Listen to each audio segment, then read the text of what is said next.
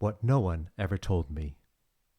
What no one ever told me is that the hardest part of this work isn't the risk or the long hours, or the feeling of loneliness.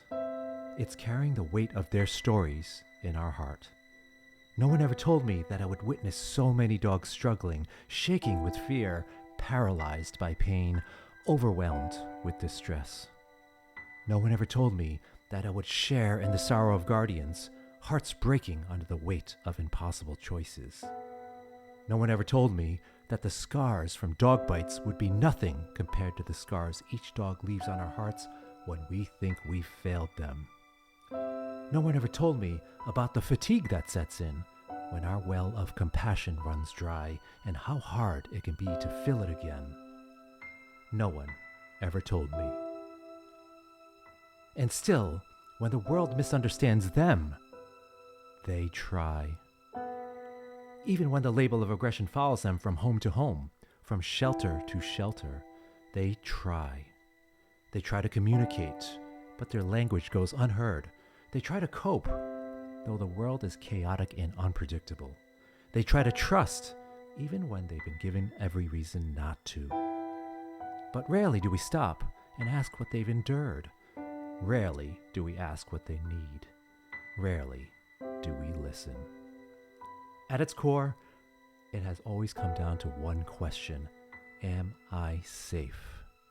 These dogs are not broken. They're frightened. They're hurting. They're desperate to feel seen and be understood. And still, they love. Still, they try.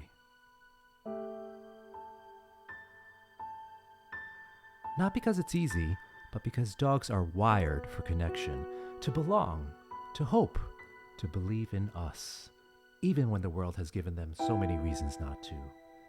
If you've ever loved a dog with aggression, you know this ache. The judgment, the isolation, the nights spent wrestling with decisions that feel impossible, and beneath it all, the fierce devotion to a being the world may never understand. You are not alone. To the trainers who choose empathy over vilification, to the shelter staff who refuse to give up, to the veterinary teams who heal not only the body but the soul, to the families who sacrifice, adapt, and choose love, even when the world tells them to walk away. You are the reason these dogs get another chance. You are the hope in their darkest moments. You are the bridge between despair and possibility. This is what love looks like when it refuses to give up. This is what love looks like when it fights for understanding. What no one ever told me, the greatest reward would be watching a dog who once trembled in fear learn to play again. What no one ever told me is how powerful it feels to help mend the fragile bond between a dog and their family, and to see trust bloom when there once was only conflict.